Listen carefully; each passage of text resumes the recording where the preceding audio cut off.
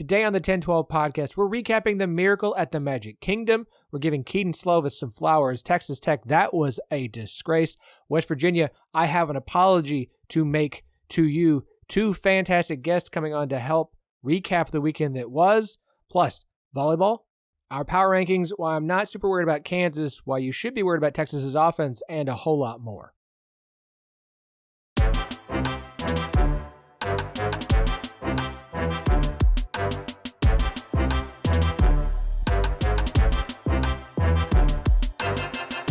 Welcome to the 10-12, the podcast that covers all 14 teams in the Big 12 Conference, plus Colorado, Arizona State, and Utah sometimes. We are the flagship show of the 10-12 Network. Find every podcast in the network at 1012network.com. That's TEN, the number 12, the word network.com. Dot is a period, not spelled out, just in case you're not aware. We are, of course, partners with Sport Social, Europe's biggest sports podcast network. If you're a Premier League fan and you're not listening to the incredible podcast there, I don't know what you're doing. You should start doing so. Thank you for joining us here on this Monday. I am your host, Phillip Slavin, as always. Wherever you are listening, please do us a favor. Leave us 5 stars and a review if you're listening in podcast land. It really does help the show out. And if you're watching or listening on YouTube, like the video, subscribe. It would help us out, and you'll make sure that you will not miss out on the 10-12 Big 12 special team show that comes out every Wednesday. We're going to talk about that some more as the show goes on.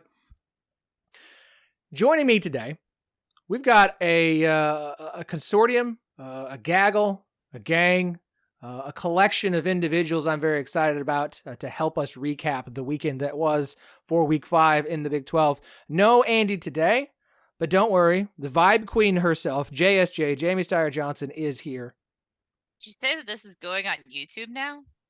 I tend to post just the audio from these. No video, don't worry. I was going to say, I got to have some props ready. Jamie, I would never post our video without telling you first. And I will not be showing people, when I don't have to, the children's playground or playroom in the background. Although I thought maybe they'd enjoy the fact that I coughed up a lung a second and a half into your intro. I mean, we call you the Vibe Queen for a reason. Look, I'm very proud of the Sesame Street Lego set that is currently right here for all of you listening in podcast land, obviously a visual medium. As I said, Andy is not here, so we have 2 guests here that felt appropriate given some of the games we're going to be talking about. He is one of the hosts of the Baylor Den podcast, the Baylor show here at the 10-12 Network. He is Joe Goodman. Hello. Hey, it could be the B show. I think I might give my team a grade of a B this week, finally. They might get above the D and F territory. Hey, B, you know what? For some kids, B is throw that kid a party. He's getting pizza for dinner tonight, put on your favorite movie, and stay up late. Yeah, man. If C's get degrees, B's are even better, so I'll take it. Victories are victories. Chug that caffeine until 9 p.m., little boy. Also, representing a school that starts with the B, that would be BYU. He is Joe Wheat from the Hype Train podcast, the BYU show here at the 10-12 Network. Joe, welcome. Man, all that talk about caffeine, you guys are just speaking my language at this point. Also, Joe Goodman, great name. Even better podcast host name, man. That is elite stuff right there. If when I first saw your name the first time as a fan, I was thinking if you ever need to switch, you're going to be perfect for Kansas State. Like if there's ever a reason where you're not a BYU fan anymore, Joe Wheat, that could not be more of a guy that just worships at the altar of Bill Snyder. Joe Wheat, stick around. If you like caffeine, we might whisper sweet nothings about ice cream in your ear coming up. Oh, let's go. Now we're talking. Next Plus, time you guys are in Provo. You've got the mountain background, and I can't even it could be a fake background or it could be real. It's just Dude, this is like 30 minutes from my house. This is a picture I took on a hike like 3 weeks ago. It looks like a stock photo. Man. I love it. Yeah, no, get out here as soon as you guys possibly can for a delicious 3-foot maple bar donut and mountain scenery. It's what do they have those at basketball games? Yes, they do. Oh, thank God. Trust me, worried. there is so much sugar runs in our blood here in Provo, Utah. It's a great place if you're 6 years old. Sugar is to BYU, but excessive drinking is to the rest of the Big 12. Okay. The Iowa State fans heading to BYU to hear, no, we don't have Busch Light, but we do have Cougar Tails, and they leave just as satisfied. Exactly. Okay. We're officially calling this past weekend second half Saturday. Texas Tech with a second half blowout, Baylor with an historic second half comeback, Oklahoma and West Virginia's defense is pitching second half shutout, Texas's offense. We will get to all of that here in a bit. Yes, that is going to include an apology to West Virginia, as I promised on Twitter at 1012 Network, TE and the number 12, the word network. But first, a couple of things. Look, this just struck me this week, and I have to address it. Why do we insist on calling all-white uniformed stormtroopers? Like, why is that the look? That should only be used in two ways. Either as an insult, because obviously stormtroopers can't hit water from a boat, or in describing some sort of large, evil, totalitarian sort of like organization a la a Texas or an Alabama or an Ohio State. When other schools and fan bases like, oh yeah, we've got the stormtrooper look. And I'm like, it doesn't, like, all white's perfectly fine. It is descriptive. It's clean. It's simple. Stormtrooper is taking something that's not super cool, even though, look, Star Wars nerd, that's fine, and adopting it. And am I just way off base here, or can we find a better name for this? Look, all I know is the first reference to stormtroopers in the Star Wars universe is Obi-Wan saying that only an Imperial stormtrooper would be so precise. So maybe they're not so bad. Maybe it's just the Force that makes all of their shots miss in the movies. Man, I love it here, guys. The only other thing I've ever heard them is like icy whites. But when I saw that on the rundown, I was like, I don't even know who first came up with stormtroopers or what else we would call them. You could call them the Clorox Special, since their equipment manager is going to need 18 gallons of bleach to get them clean. Yeah.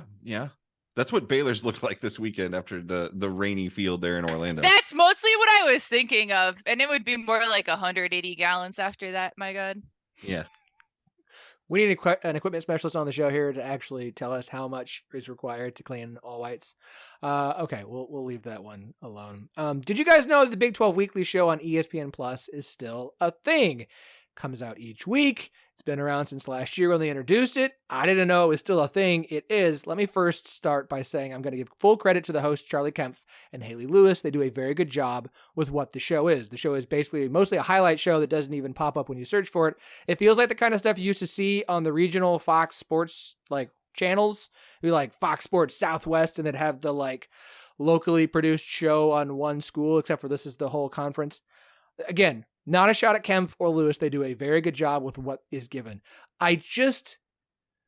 If we're all about younger, hipper, cooler, could we actually get a Big 12 like weekly, especially if we're just going to do weekly show that like really digs into stuff and breaks down by the numbers and statistics and talks about EPA and really digs in on teams and what they are good and aren't good at, as opposed to just like the kind of highlight show I would see on the local TV broadcast on Sunday night to kind of recap everything for people who don't actually watch sports but apparently need to be given a good 10 to 15 minutes addressing all of the sports that happened in your area. I just want something with a little bit more, I don't know, not even pizzazz, just smart. I want just some SEO, because I Googled Big 12 Weekly and you cannot find it. Yeah. No. You cannot find it.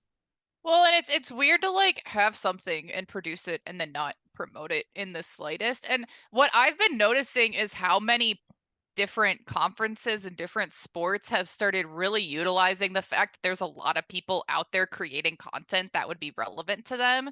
And so they've started just creating partnerships with, your random people that are out there already doing this stuff. You don't have to hire someone on full time to do it. If you're talking stats and stuff, you think of, we've got Parker on here. You have so many people who get so into the weeds on that. It feels to me like missed opportunities to not be actively searching out people that are already creating that, giving them a little bit of some kind of resources, some kind of money, and then being able to co-brand that. And obviously I'm saying that as like a regular co-host of a Big 12 podcast, but like that's genuinely not even the point. Like I see the Missouri Valley Conference partnering with someone who puts out a 10-minute interview for their volleyball every week for someone in the conference. And it's like, why doesn't everyone do that for everything?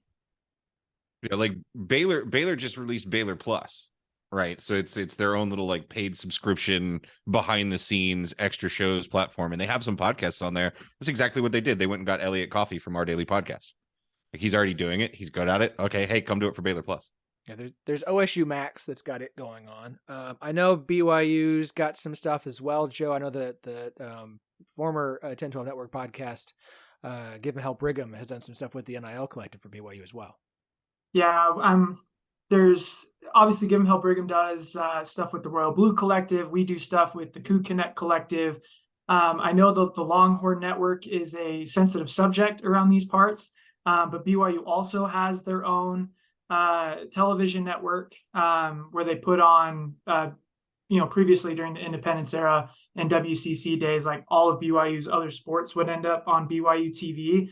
But they've also done stuff for the conference as a whole. I think every WCC tournament game was broadcast on BYU TV. So I'm not sure what the Big 12's plans are, but I know that BYU TV is something that BYU would love it if that was leveraged into some Big 12 content down the road. There's zero reason to not have a good daily Big 12 show. Like, folks, just for sure. Your mark. Hear me out here. Since I know you listen to the show, JK. Like, just do something like YouTube quality and then put it on ESPN Plus for people who want to take it in that way. Yeah, like, tweet out the link. Just tweet it. With the. I mean, I only found out about this still being a thing because Haley Lewis tweeted about it. I was like, oh, cool, very nice. But like, bring in the OSU Max and the Baylor Plus and like utilize these things. Utilize the podcast and the people who cover this stuff on a daily basis and care about it and love it and want it. Like, to Jamie's point, like, there's so many people already producing things, spending money, even if it's sponsored by whatever the jerky official Big 12 jerky is. Sorry. Was it Old Trapper? Yeah, that one. Like, I know that they're like sponsoring it and there's literally like Old Trapper. Like, I'm shocked that the show isn't just shot with them like up to their neck in just a pool of Old Trapper the way the show is shot. Can we try something a little bit different, a little more innovative, a little more, I don't know, hashtag younger, hipper, cooler. If we're going to do this, it'd be nice to have something.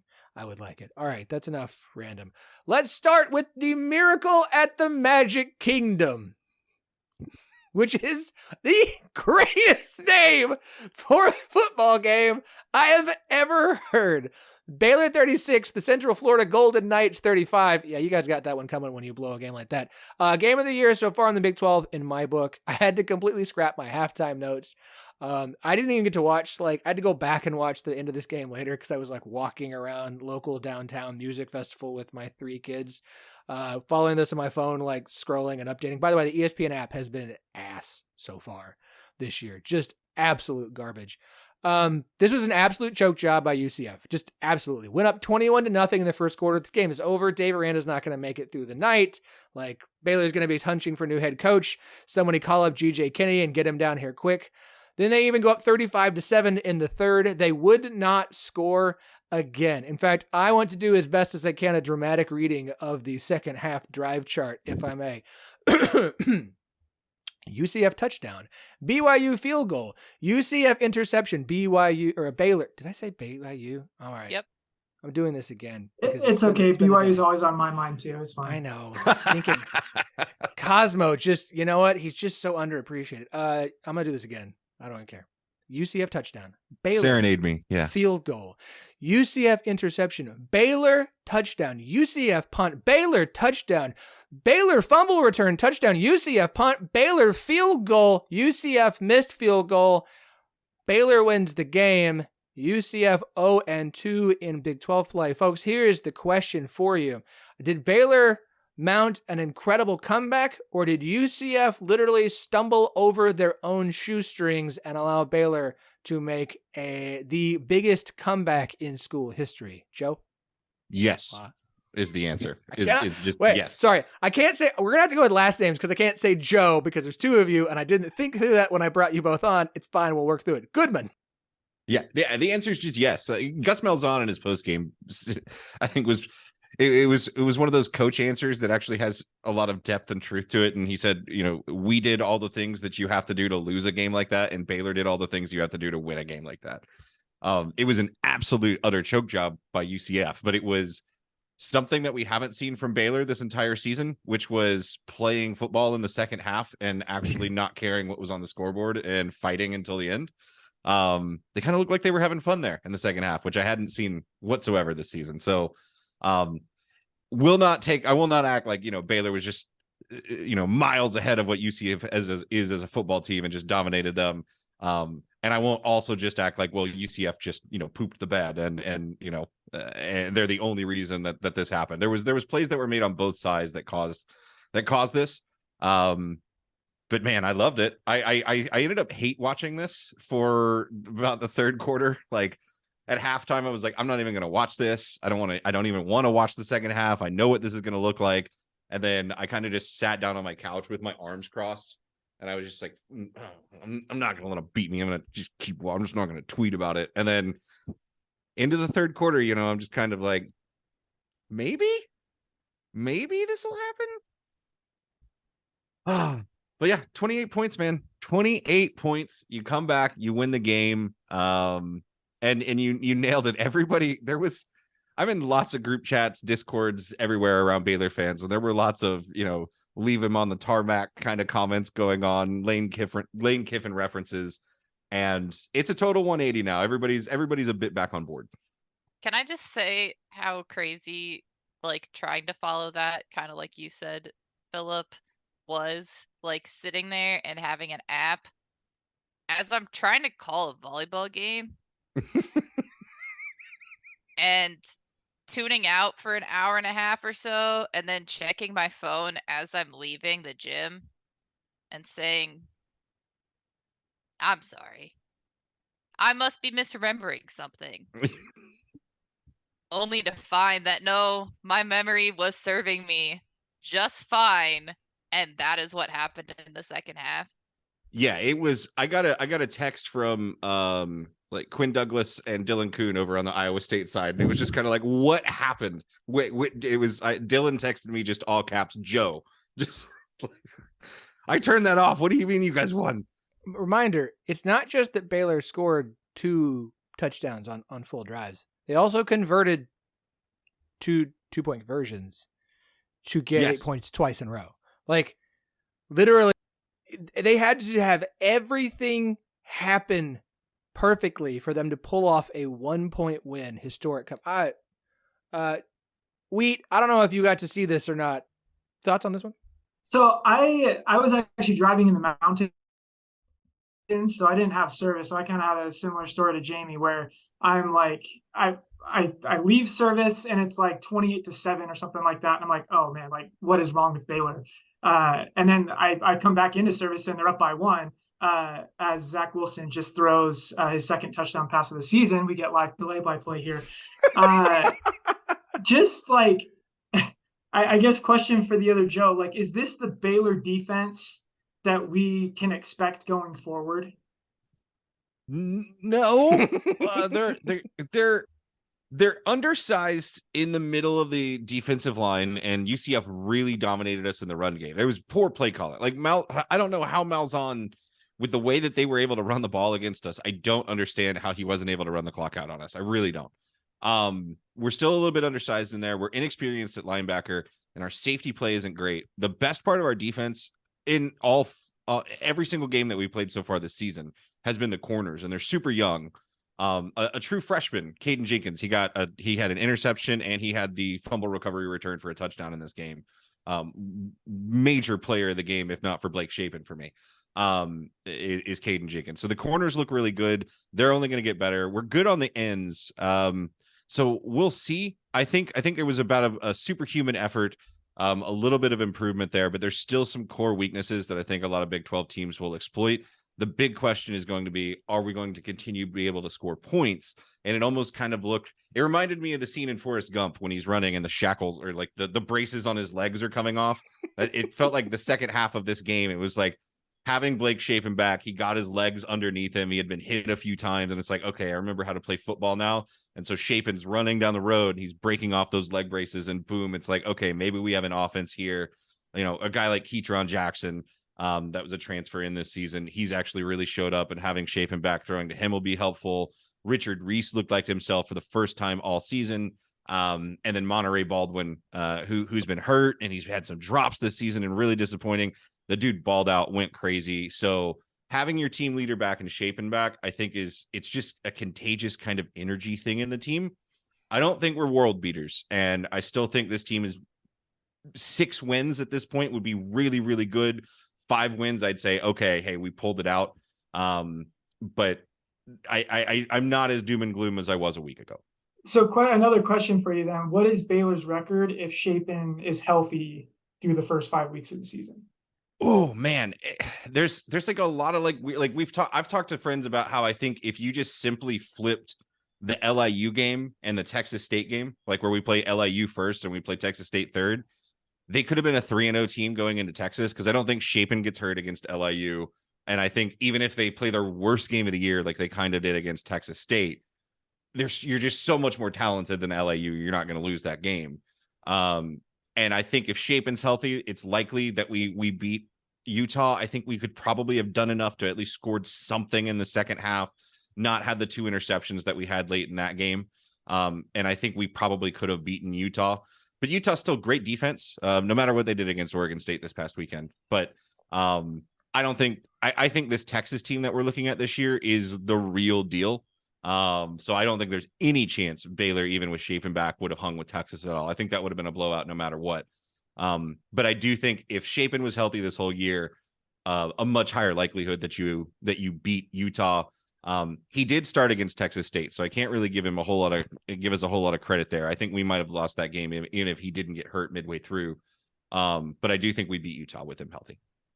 That's just music to my ears. And there's no need to give Utah a shout out in any way. No need to shout out how good their defense is. It's that drill tweet. All I saw is that Utah has scored 14 points in their last 2 weeks. And to me, that's beautiful. That's America. The slander begins. It's a beautiful thing. It's a beautiful thing. Turns out under no circumstances do you gotta hand it to whatever Utah. Yeah, under no circumstances. Look, all I know at the end of the day, Joe, is that we are about to have 2 schools from the state of Utah in the Big 12 in the foreseeable future. And I only interacted with one group of fans that were excited about it at first. So I give one of those groups the benefit of the doubt there. I'm still only one I actually think is excited about it. And one that's just changed their stance, not from like unexcited to excited, just from like, it ain't going to ever happen to like, well, we're going to own you, which is not a positive change. Not with that passing game. We'll see if this was a 1/2 fluke or if this is a sign of some things to come for Baylor in the coming weeks. Let's move on to our next game. Speaking of second halves, West Virginia shutting out TCU in the second half to get the 24-21 win. Sorry, forgive me. All right, I promised this on Twitter and I'm going to deliver. I owe West Virginia an apology.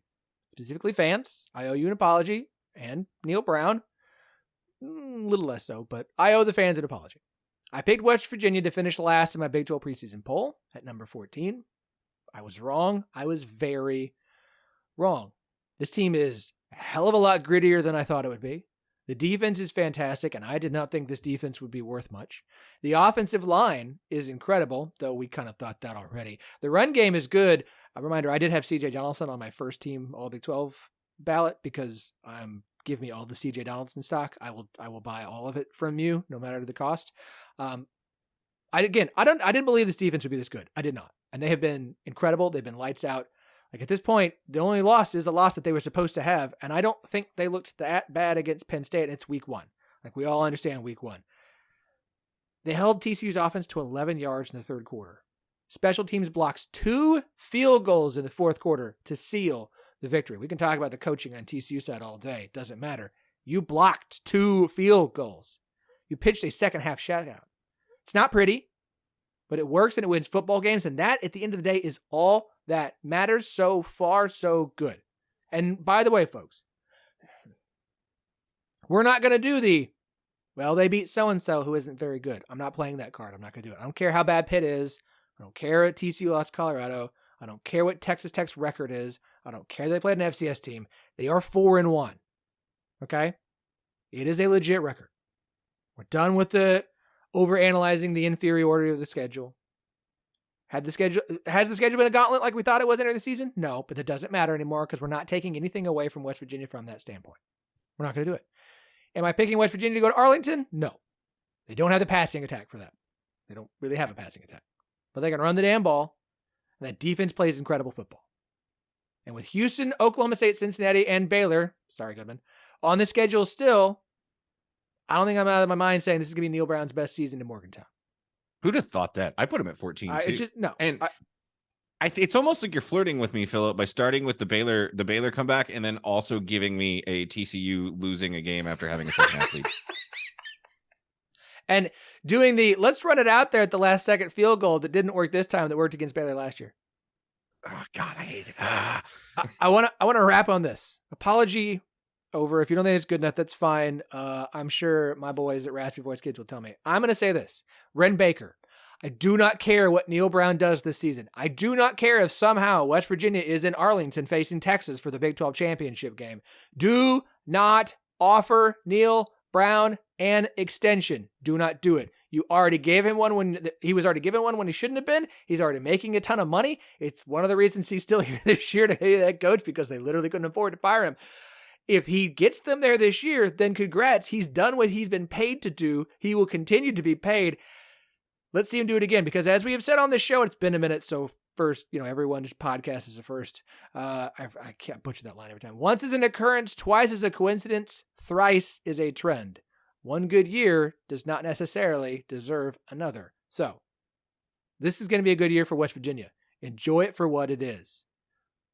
Don't hammer yourself down to somebody who might not be able to deliver again. Okay.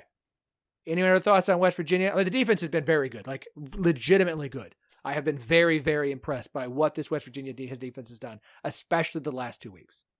Yeah, I mean, it's a road win in conference. I don't care who you play. And there is no old Kansas around anymore. If you walk into a road stadium in this conference and you grab a win, that's impressive to me. We'll talk about Houston in a minute. I think Houston could beat old Kansas. Yeah, well, yeah, that's true. I'm kidding to some extent. But I'll entertain it. Isn't it fun? I just this is fun. And I'm happy for West Virginia fans. It was a rough athletic year last year outside of baseball. It was looking like it was going to be a rough athletic year this year, except for and now football is having a really good year. Now I've seen all the West Virginia fans they could be 8-1 heading into Norman to play Oklahoma. We'll get there when we get there. We'll see what happens. For TCU, who knew Sonny Dykes' first regular season? Yes, I know I forgot to put regular season in the tweet. That's fine. Y'all bring it at me. That's fine. It's going to be Thursday of next week, and some Kansas State fans still going to find that and show me a picture of the Big 12 championship game from last year. You know what? That's fine. I did it to myself. Go ahead. You did it for the engagement. You just want the clicks. You did a dumb thing on purpose. I am not the guy from The Athletic who says stupid things just because he knows it will get people going. I'm not going to say his name. You all know who it is, but I'm not going to give him that. Who knew this Sonny Dykes' first regular season conference loss as a head coach in the Big 12 would be at home to West Virginia? Oh my. Process that for a second. You just made me so happy. Which is why I was I know I messed the tweet up, and so it's not getting it's getting the wrong kind of engagement, but Sonny Dykes' first regular season conference loss as a head coach in the Big 12 is at home to West Virginia. Both of his conference losses are in his own Metroplex too. Wow. Isn't it something? Anybody got any final thoughts on TCU or West Virginia? Anybody else want to offer up some apologies or flowers to the WVU defense? West Virginia is I don't know, even coming into the season, having a good defense fixes a lot. Yes, it does. Having a good defense keeps you in a football game no matter how incompetent your offense is. If you can hold a team to 21 points, you're going to be in a football game. So I'm not sure I was ever personally, looking at Houston coming into the season, I thought they would probably be the worst team in the conference. Based on what I saw from West Virginia last year, it looked like they had a lot of close losses that very could have easily swung them into bowl eligibility. They kind of feel like this year's TCU of last year, where they find a way, where like blocking 2 field goals to end a football game, like that takes some kind of magic, it takes some kind of luck, but it also takes guys in positions to make plays. So I'm definitely a lot higher than West Virginia than I was coming into the season. I'm obviously lower on TCU, but I still think TCU is going to be fine this year. Their passing attack is good. Their offense is good. They just, for whatever reason, they just can't punch it in once they get close to the goal line. The defense is obviously taking a step back for TCU. And look, when you win as many close games as they did at TCU last year, like those things tend to even out a little bit. And right now, West Virginia is the team who is winning close games. We have said the teams that win the close games can often find themselves in Arlington. I'm not picking West Virginia to get to Arlington because I think there's other teams who are better than them still. But full props for West Virginia. Also props to Charlie Hustle, official sponsor here on the 10-12 podcast and for the entire 10-12 network.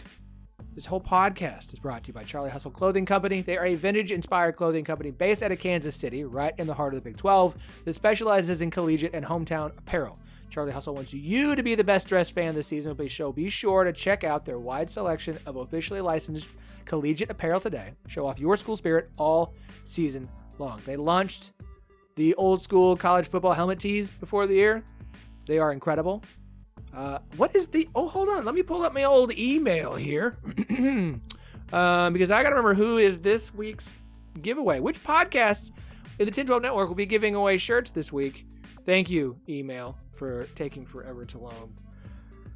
As much prep as I do for this show, and I do try and do a prep. I had a very nice rundown.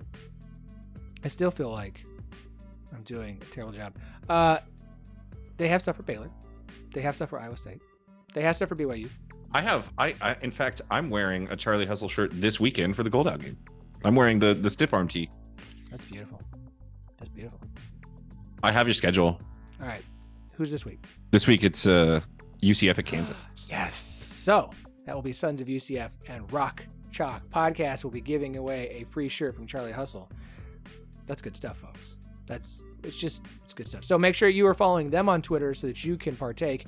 Don't forget, you can use the promo code 101215 TEN1215 for 15% off all non-sale items at charliehustle.com. Reminder, I didn't say first time purchase. I said all non-sale items. With more than 30 schools to choose from, including 13 of the current 14 Big 12 schools and Colorado, who will be back in the Big 12 next year, they have you covered with all of your collegiate apparel needs. So shop today at charliehustle.com. Promo code 101215 TEN1215. Charlie Hustle, vintage made fresh. All right, Wheat. Let's talk about your boys. Let's talk about the only newcomer in the Big 12 to have a conference victory so far this season. The 4 newcomers are now 1-7, though I will note none of them have beaten one of the original 10 so far. The only win for the newcomers is a win over one of the newcomers that came this week. BYU 35, Cincinnati 27. The Bearcats scored a touchdown with 26 seconds left to turn a 2-score loss into a 1-score loss. Golf clap.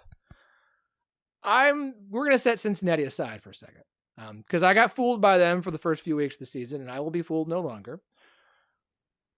I already said my apologies to West Virginia. I am not going to apologize, but I am going to make sure that we deliver an ample number of flowers here to Kedon Slovis, the job that he has been doing so far as the quarterback for BYU, because BYU sits here with this 4-1 record because of how good Kedon Slovis has been for BYU.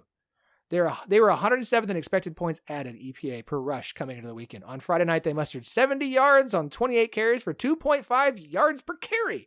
This is not a good rushing offense. This is like the antithesis of West Virginia. A whole lot of stuff having to be done by the quarterback because the running game ain't doing a whole lot to support him. Slovis has averaged 248 yards per game, accounted for 13 touchdowns and just three interceptions, and has led BYU to a 4-1 record so far. He has been fantastic. BYU also with a fantastic defense so far this season. We thought coming into the year that BYU might struggle, but the chance that they had was because this is a team that has the most experience playing something akin to a Power 5 schedule, because they typically played 6 P5 games a year as opposed to Houston, Cincinnati, UCF with 1 or 2. I mean, again, it's still early. They're 4-1. There's a lot of games left to go, but I have been very impressed by BYU and Kedon Slovis so far this year. Yeah, you were mentioning the running game. That was actually a good game for BYU's rush offense. So far this season, they are averaging 62.8 yards per game and 2.28 yards per carry. It's been bizarre. Like, if you would have told me coming into the season that our defense was going to be really solid and our run game was going to be awful, I wouldn't have believed you. Like, this offense, they returned a future first, second round pick along the offensive line in Kingsley Suamataia.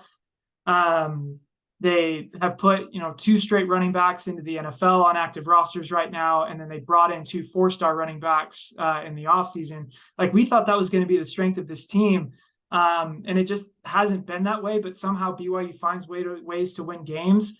I posted a meme at halftime when BYU was up somehow 14-10 of Crunk from Emperor's New Groove, like pulling down the map of like, how did you guys get here before us? And he goes like, I don't know, by all accounts, it doesn't make sense. Like, that's been BYU this season.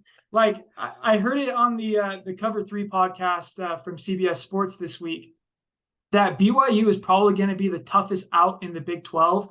Like, they're such an annoying team because every team that's played BYU so far this year has pretty much outgained them 2-1. And then you look up and somehow BYU's up by 2 touchdowns. It doesn't make a ton of sense.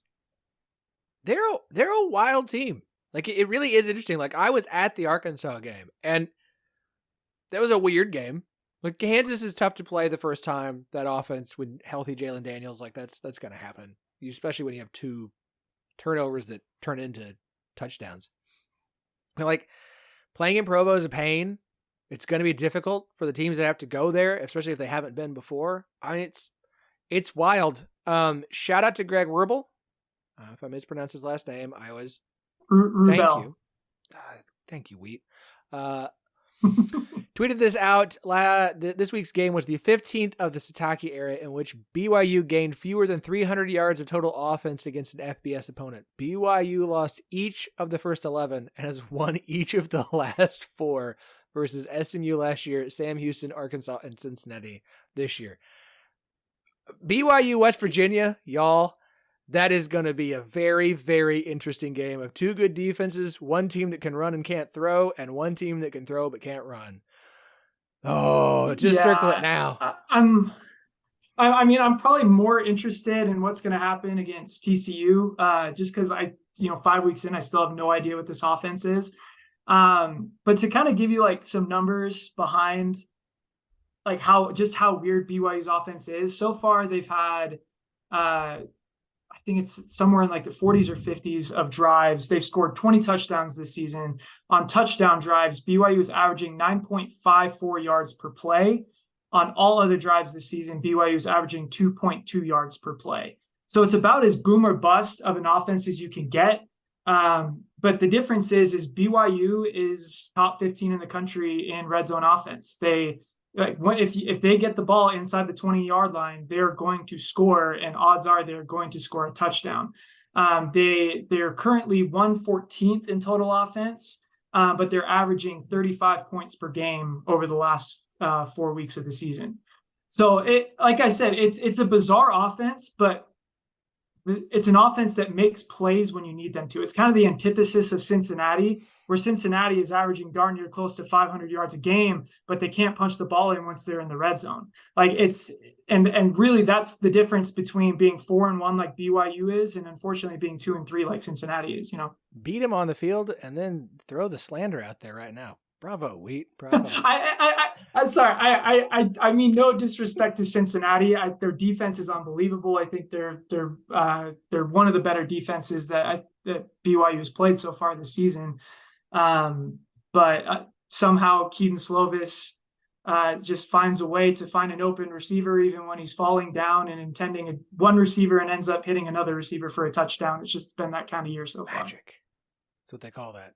They call that cougar tail magic right there. Okay. Let's move on to Texas Tech 49, Houston 28. I don't think we're going to spend a lot of time on this game. I am going to start this. It was a Hall of Fame weekend in Lubbock and a celebration of the pirate himself, Mike Leach. Please understand that everything that I'm about to say is directed at the school and the athletic department, not the fans, most of which I believe agree with me on the take I'm about to lay down. It is a bit disingenuous to celebrate the incredible coach that you fired and still refuse to pay his family the $2.4 million they are owed after he has passed away. Not to mention you did this after he died, because there's no way in hell he would have come to town for this celebration and to be inducted into your Hall of Fame if he was still walking the earth. So, cool that you did this. Glad for the fans to be able to celebrate Mike Leach. As far as the school and the administration, the athletic department go, screw you guys for trying to take advantage of the fact that he's now gone and you can kind of do whatever you want, even though this felt more like a slap in the face than actually honoring him. It felt like a something that George Costanza would do in Seinfeld. That's the first thing that is it's so absurd, and it's like, no, this is stranger than fiction. Nobody would ever actually do this. Everybody remembers the context. Oh no, they are. Okay, great. It made me visibly angry to see that, and I wasn't sure if I was allowed to feel angry about that because again, we're brand new. No, you're a human being who appreciates Mike Leach. You're allowed to be angry. I mean, Mike Leach is one of BYU's favorite sons. Little known fact, he did attend BYU. But I read the system over the summer, and it went in depth into what happened at Texas Tech and how Mike Leach lost his job. It baffles my mind that Texas Tech has the nerve to even say the name Mike Leach at this point. Yeah, when I saw they were putting the skull and crossbone decals on the helmets, I was just like, you got to be kidding me. It's one thing when Joey Maguire does it, if he's got the Jolly Roger inside of his jacket or something. Sure. I think he's done that a couple of times. He had nothing to do with Texas Tech when all that went down. He can understand that there's a legacy there and what that means to the fan base. Exactly what you said. The pirate will always be attached at the hip to Texas Tech fans, especially the ones that were around during the Graham Harrell and Michael Crabtree era. But as a school and an administration, they crossed the line. I think they did, because I hadn't even thought about what you said. I thought it was absurd when I first heard it, but when you just brought up the only reason they're able to do this is because he's dead now. It's ridiculous. And it's they were waiting. They were just thrilled. They're it's time to start cashing in again, baby. Let's go. It's you couldn't even try and give it a little bit of time before you start trying to cash in, maybe trying to give enough distance where people could start assuming that you made things right behind the scenes or anything like that. But it's just I don't know, the race to try to make anything more relevant, just to want to make everything an event and to use any opportunity to do so, no matter how absolutely scummy or nonsensical it is disappointing. But truly it is beyond baffling that they got through to actually executing this plan and no one stepped in and said that it was a poor idea. And then that there's backlash, but not significant enough that they're gonna have to address it. It's just, I think the worst part is that they're just gonna get away with it and they're just gonna move on, and it just is what it is. Though that's like nothing new in football. This feels like walking in on some sort of like corporate boardroom circle jerk back pat where everyone's like, good job. We did a good job. Yeah, we did a job. Good job, guys. Good job. Yeah, we did good. Ugh. All right. As for the game itself, for the second straight Big 12 game, Houston gets blown out in the second half, gave up 2 special teams touchdowns in the first half. That's not the second time, but they did get blown out for a second straight Big 12 game. Holgorsen had a quote about special teams. Quote, "It was as bad as we've had since we've been here." Tech had a 100-yard kickoff return for a touchdown and a block punt for another one. We will discuss both of those on the Big 12 Special Teams show on YouTube this week. That usually comes out on Wednesdays. If you think that the 100-yard kickoff return was the best special teams play of the week, 10-12 Network on Twitter. We got a poll running right now. West Virginia's game-winning blocked field goal is leading that poll by a lot for good reason. Y'all, I just like... Look, Tech needed the win, and congrats to them. We're going to talk about a big game, surely, next week, and when we talk about next week. For Dana, hold on, I'm going to do my best. Chris Tucker, to quote Ruby Rod, Chris Tucker's character from The Fifth Element, hot, hot, hot! That's how I would describe his seat right now. We're pulling out some sick references today. Thank you. When I have time to play I just dropped a Steinfeld. Now you're dropping a Fifth Element. The Fifth Element's an amazing film. I don't know if it's younger, hip, or cooler though. Also, that was. I commend you on the effort, but it was absolutely the worst Ruby Rod. I'm glad that you had the disclaimer, because otherwise that would be unrecognizable. I had to do something worse than the misused TCU tweet. The Kansas State fans are going to quote tweet for the next 3 years. Like, Dana, man, I know you don't have any answers, and so you have to give whatever, but the answers always continue to just kind of sound like, I don't know what everyone else is doing. Like, I'm trying to do my job. Like, I will remind everyone, I don't remember if we've talked about this on the podcast or not, but after the loss to Rice, I did a little digging into Dana's buyout. Shout out to Go Cougs for this one. Holgorsen's total compensation from January of this year through the end of his contract. Well, this was written back in March. Okay, so back in March. This was written back in March. So the total compensation from January of this year to the end of his contract, which is December 31st, 2027, is $22.5 million, an average of $4.5 million per year. In terms of a buyout, he's owed 100% of his salary and non-salary compensation in 2023, 2024, and 2025, and then 60% of the final 2 years. So if he was to let go at the end of this season, before December 1st, he would be owed $14,838,000. Here's the thing. But that buyout has never been a lump sum payout. The university pays Dana monthly, and per his contract, has the right to pay a buyout monthly too. So they could pay him monthly buyouts that they would owe him until he's paid off. They could just, it's like taking the lottery as opposed to the lump sum. You're taking a monthly payout from your lottery payout. They could just do that if they wanted to pay Dana. So it's not like they got to come up with $10 or $14 million at the end of the year to get rid of him. They're just going to be like, all right, I'm not going to do math because I was an art major for reasons. So don't ask me what that actually would be monthly. I'm not going to try and figure it out. $303,000 a month.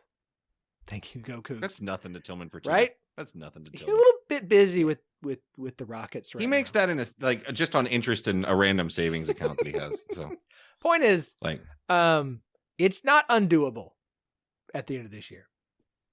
And to be fair, they are 2-3 on the season now. Fair. And Renu Couture, their school president, famously said in the Major Applewhite era, "We fire coaches for going 8-4." So they're only one loss away. I love how much that statement has come back to bite him in the ass every single season, except for like one, since Dana has been fired. Except for like one, yeah. One, in which the entire AAC was bad. Like, good job. Okay. Let's wrap through a couple of these real quick. Texas 40, Kansas 14. Kansas without Jalen Daniels, and Jason Bean played terrible against a really good Texas defense. It's really good. Did you guys know Texas defense is really good? It's a really good defense. So I'm not going to hold this one against Kansas all too much. Let's get the Texas defense. It's Flowers. Again, They are fantastic. Also, Jonathan Brooks, who had 218 yards and 2 touchdowns on 21 carries. I'm going to predict Offensive Player of the Week award from the Big 12 for him come Monday. Just going to go out on a limb here and predict that to the winner. That said, the Texas offense still has concerns. Here's a couple of drives from Texas. First and goal at the Kansas 8, field goal. First and 10 at the Kansas 33. They got 2 yards and then missed a field goal. First and 20 at the Kansas 29, interception. First and 10 at the Kansas 28, missed field goal. This actually could have been far worse for Kansas than it was. Texas has been leaving points on the board all season, but their defense has been so good that nobody's made them pay for it yet. Nobody, not even Alabama, who, there was a close game until Texas kind of ran away from it. Like, for Texas, there's not going to be a lot of teams. There's one coming up this week that might actually make them pay if they mess around and don't score when they're in opportunities to do so. It will be something to keep an eye on moving forward. Again, Texas is going to be in Arlington. They're going to. And so from a get to the Big 12 championship game standpoint, it's not going to bite them. If they have higher aspirations for that, like undefeated season, winning the Big 12 championship, going to the playoff and winning games that matter there, like, they're going to have to figure that out, because that's a problem. That's a problem. Oklahoma, Iowa State. Sorry, Jamie. OU's defense has nabbed 10 interceptions on the season already. They had 2 in the first half against Iowa State. That's a lot of interceptions through 5 games. Hey, you know what? You know how I said I walked out and I was looking at the Baylor score? You want to know when I was able to start listening and watching the Iowa State football game? When it was 21-20. Oh. Pain. Might be my fault. I don't know. There's the vibes. I Can't rule it out.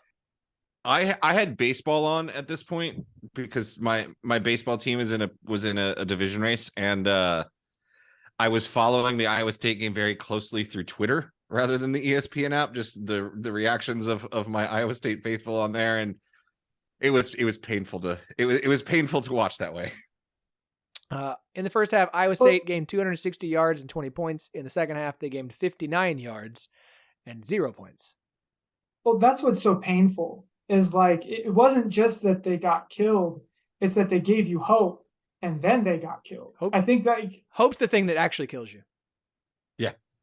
There was a lot of, like, when it was like, what, 27-20 or 28-20, and Iowa State had the ball, and it was like, the common theme over and over again on Twitter that I saw was like, score before the half. Oklahoma gets the ball to start the third quarter, score before the half, and then just out of nowhere, I just saw like, oh no, I guess Rocco had thrown an interception. It was just like, oh no. Like, if I had walked out and the score was just 30-0, I would have not turned it on the radio.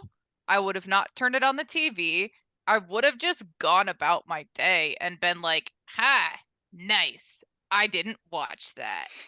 But instead, I was chasing the dragon of, like, everyone else got to watch part of a half of what looked like competent football. I want to see a little bit of that. And I did not. Chasing the dragon. This, the references on today's show are just fantastic. I mean, absolutely fantastic.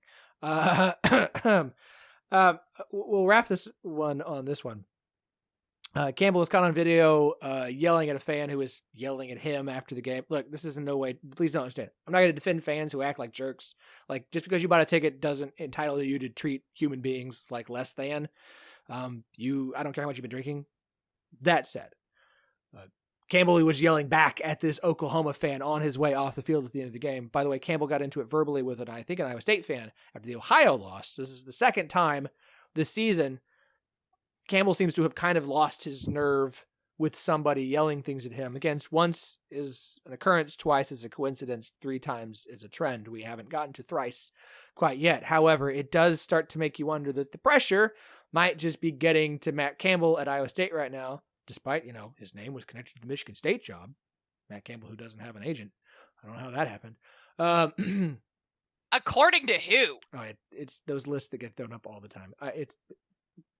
They just saved the one from 2 years ago and reposted it. That's what they do. I mean, if you want clicks, Iowa State Twitter is a group to poke. It's fair. It is. It really is. Like most online conference, Big 12 between Kansas State, Texas Tech, Iowa State, and UCF. Like you poke at it, like it's gonna work. Just put a poll up and put Iowa State on there and Texas Tech on there, and you're gonna get lots and lots of responses. My joke. Go ahead. I would delete my account. And become a Utah fan before I ever went toe to toe with Cyclone Larry. I haven't been here long, but I know that much. I miss the days of before everybody knew Cyclone Larry, when it was like possible to see Cyclone Larry sneak up on people. Didn't see it going. Again, it was an absolute disservice to all of us that Iowa State and UCF do not play in football this year. I do not understand why. Like we come on. Okay, let's get to. We posted our power rankings for this week. Let's talk about them because we have people to talk about them with. Texas and Oklahoma 1 and 2. Again, Kansas State up to 3rd. Kansas down to 4th. Less to do with the loss, more to do with Jalen Daniels dealing with back issues. If that's going to bother him all season, I'm going to dot Kansas because that's going to impact them on the field and the success that they have. BYU up to 5. West Virginia up 4 spots to number 6. Yes, West Virginia fans, 6th. It's not a slight. Calm down. You're 4-1. Let's get a little bit further along before we feel like we should be in the top 3. TCU stays put at 7. UCF down 3 spots to 8. Iowa State holds at 9. Texas Tech up a spot to 10. Cincinnati down 3 spots to 11. OSU, Baylor, and Houston remain 12, 13, and 14. Yes, Baylor fans, I know you came back to beat UCF. I'm not going to overreact to a historic, never been done before in your program history, second half comeback. I have 4.5 other games worth of data to use. 1/2 of something that's not easily repeatable is not something I'm going to overly weigh in my decision making. I can't believe that you didn't give Oklahoma State more credit for beating the Fighting Buys of off week. It might be their best one of the season. They pitched a shutout. Definitely a better team than Arizona State. Yeah, I would say that Idle is better than every team they faced so far this season. Arizona State put up 28 on USC. South Alabama's got a squad. They got killed by James Madison and Central Michigan and like no.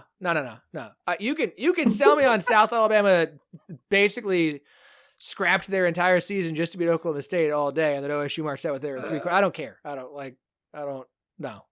I tried, guys. Just beat Oklahoma. That game could get it's still murdery. salvageable. No, that game could get the murdery. biggest travesty in the history of this conference since 1996 is the fact that Bedlam is not being played in the last week of the year. I'm still pissed off about that. Oh, dude, what are you talking about? The premier team in the conference is going to Stillwater that weekend. BYU OSU in Stillwater. Final week of the regular season. Just kidding, guys. Sorry. It's good. Enjoy the win. Before we get to looking ahead to next week, as we always do, Jamie, our resident volleyball expert, calling games for Drake now as well. Look at you moving on, volleyball queen. Vibe queen, volleyball queen, Discord Overlord. That's right, Discord Overlord. How many more titles are we gonna add? Overlord, here? I'll get there. Yeah, it's calling more games is awesome. I feel like I actually can say what I'm trying to say in my head now a little bit occasionally. Although yesterday I did screw up calling an offensive scheme the wrong one, and then I couldn't sleep at night. Look, I said 6'2". I'm at 5'2", and it hurt. But as far as Big 12 volleyball goes, which fortunately I was able to watch some of a little bit yesterday, a little bit today. Unfortunately, didn't get the result that I would have preferred to have seen today, Sunday, as far as Iowa State goes. But it was really interesting because you've had usually like 6 teams ranked so far this season, and Iowa State just dropped out down to 26 in this last ranking. So you had the teams that were almost the most close in the rankings nationally facing off in the Big 12. So number 9 BYU and number 10 Texas played. And then you had number 19 Kansas, number 20 Houston playing, and then Baylor sitting at 18. Iowa State was down at 26. So all three of those pairs faced off this week. The kind of funky thing is that the Big 12 changed it this year so that you're playing back-to-back games most of the time. So instead of where you used to have a lot of those home and homes on the volleyball side as well, now to cut down on travel, when you travel to a team, usually you're going to be playing back-to-back games there. So in this instance, a lot of them were Saturday, Sunday. So you get the double home court advantage, but all of them were fairly competitive on the first day. You had Texas taking down BYU 3-1. That was actually on Thursday. They started them a little bit earlier than I remembered.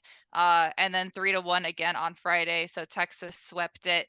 Then you had Kansas actually ended up sweeping Houston as well, 3-2 and then 3-0. Iowa State and Baylor are the only ones that split. So Iowa State took down Baylor in 5 sets on Saturday and then got swept today on ESPN. Got bumped up to the mothership and then ended up losing. But splitting, I think, should be enough to get Iowa State back into the rankings. I'm not entirely sure if that will in fact happen. But college volleyball was really crazy this week. So the rankings are going to be all over the place. Like you could see Houston drop out because of losing a couple matches, even though they probably should still be up there. I have no idea what they're going to do with the fact that Texas swept BYU, probably bump up Texas more as opposed to dropping BYU a whole lot. But it is certainly still shaping up to be a really, really tight race for the Big 12. I've been saying it since the beginning of the season when we started seeing teams kind of losing that you don't usually see lose almost at all, Texas. But it is still definitely looking pretty tight. Texas is looking like they're getting into kind of midseason form, which is always threatening. But it's been pretty good so far. I will also note soccer. Y'all, this Thursday is the game we've had circled for a while. Undefeated Texas Tech 5-0 in conference play, undefeated in conference play. On the road to Provo to face BYU, who remains one of the best teams in the country. Texas Tech, that is going to be a monster match. Cannot wait for that one. I know Wheat's excited about that one coming up on Thursday night at 8 p.m. We are a women's soccer and women's volleyball school, 100%. I don't see any other programs at BYU making it to the national championship game, but women's soccer is that program. They are absolutely phenomenal. So that one's Thursday. It'll be on ESPN Plus. And then you get TCU, who's currently 4-0-1 versus 5-0 Texas Tech on Sunday in Lubbock. We got some good soccer. There's some good baseball soccer. Love it. All right, let's wrap up this show the way that we always do by looking to the weekend ahead. Of course, we'll make picks for every game. That'll be on Thursday with Daniel, Chris, and a guest for this week. But we have 5 games on the docket for the weekend. I'll run through the list. You will all pick your favorite. It just can't be a game involving your team. No problem for this week. Friday, a little early Big 12 action. Kansas State at Oklahoma State on 6:30 on ESPN. Saturday, 11 a.m., the final Red River in the Big 12, Oklahoma versus Texas at 11 on APC. One midday game, UCF at Kansas. That's the Charlie Hustle game of the week with a fantastic giveaway. 3 o'clock on Fox. All these game times, by the way, are God's time. 2 night games for you, 2 options. ESPN 2 at 7 o'clock will have the Butt Bowl, Texas Tech at Baylor, and then bumped to FS2, TCU at Iowa State at 7 o'clock as well. Jamie, you can't pick Iowa State TCU, so what is your game for this week? Yeah, otherwise that definitely would have been my pick, that's for sure. I'm gonna go with Kansas and UCF because it's hard enough to watch a game with one of them. I'm not gonna watch Oklahoma and Texas both on my screen at once. Don't care. Move on. don't want to hear about the SEC.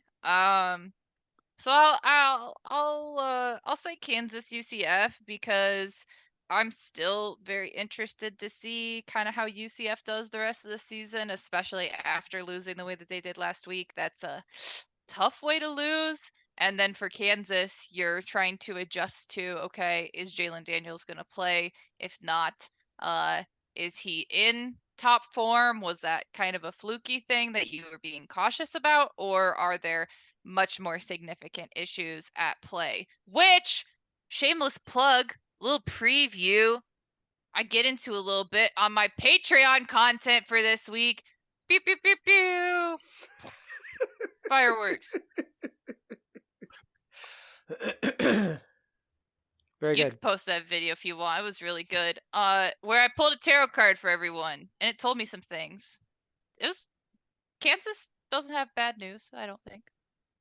So Jamie's Big 12 tarot card readings will be on the 1012 Network Patreon. You can subscribe to any of the shows available there for $5 a month. We will continue to put out some content on it as much as we can. But now we've got some regular content because we got tarot card readings for the Big 12 if that's your jam. Goodman, what's your game this week, man? I'm going to completely agree with Jamie on the first part, which I have. Even I grew up a Sooner fan. All right, I have zero interest in watching an SEC matchup in Big 12 play. So that's the cop out answer.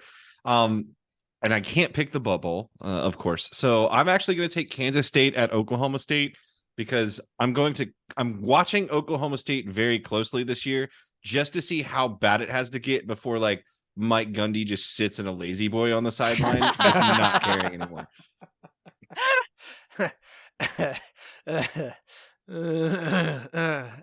Wheat. I mean, I'm with all you guys. I have no interest in watching Texas and Oklahoma. Who wants to watch those two programs? Honestly, I have to go with Jamie that like UCF Kansas is probably the most interesting one on the slate. It's kind of the contest to see who will be the best of the rest of the Big 12 outside of, the big three of Kansas State, Texas, and Oklahoma. It'll be a lot more interesting if John Reese Plumlee and Jalen Daniels are able to play. Both their high-powered offenses definitely has the makings of an old Big 12 type shootout that made me love and fall in love with college football in the first place. But I'll throw Joe a bone here. Like the Butt Bowl is going to be awesome. I'm excited to see like is Baylor like is this who they are now?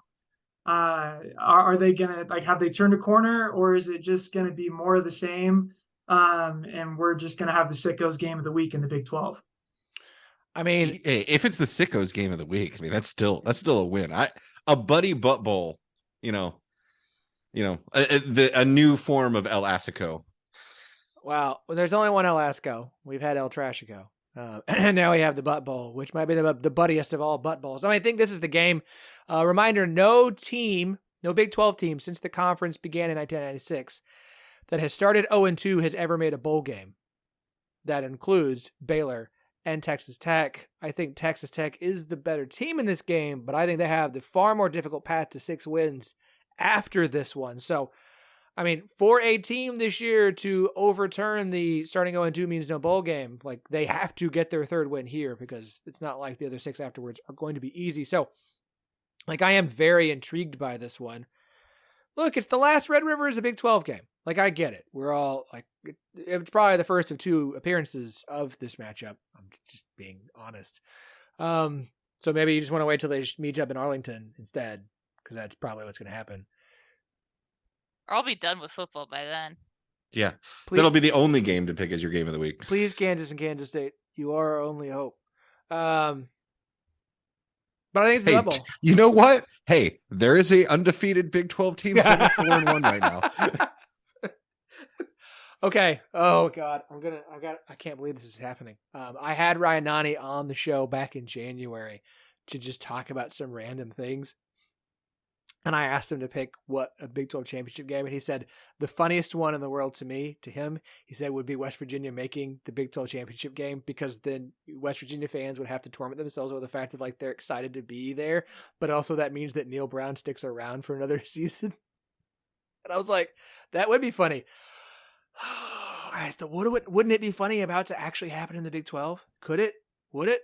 I don't know. I'm rooting for it. No West I am Virginia. rooting for it. No West Virginia this week. That we will next see them on the road in Houston on a Thursday night. Dude, I might go to that game. Oh, it's the Dana Bowl. We'll talk about that next week. Again, we will be back with picks on Thursday. We have the 10-12 Big 12 special teams show that will be up on YouTube on Wednesday to recap some of the best special teams play in the Big 12. Absolutely fantastic guest we'll be able to have on there. She is Jamie Steyer Johnson, JSJ, as we lovingly call her, at JStyes on Twitter, JSTEYZ. And of course, she will be dropping her Big 12 tarot card reading on the 10-12 Network Patreon. That'll be up this week. We'll tweet that out at 10-12 Network. Joe Goodman, one of the two hosts of the Bear Den podcast, available everywhere podcasts can be found. Of course, you can go to 1012network.com to find it. Goodman, hit the tweets. Yeah, you can find us at the Bear Den Pod on Twitter. You can find us at thebeardenpod.com, and you can find me at _Joe_Goodman. So many And also, by the way, tickets for that Houston, West Virginia game on SeatGeek right now, $4. Oh, can I convince my wife to let me go down to Houston in the middle of a week to go watch West Virginia Houston, because that is really enticing.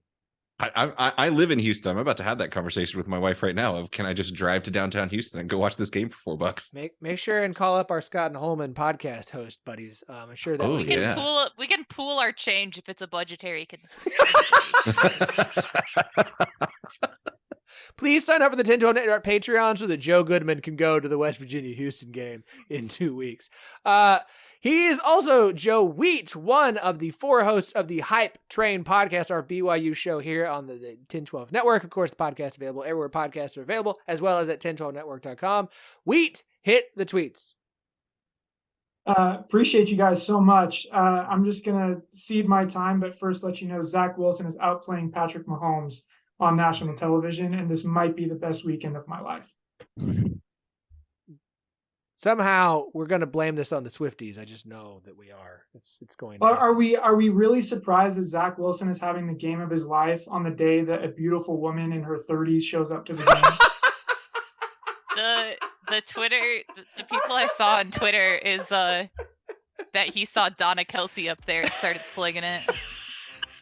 He was inspired by Jeff Grimes scoring 36 points in the game. That's we end there.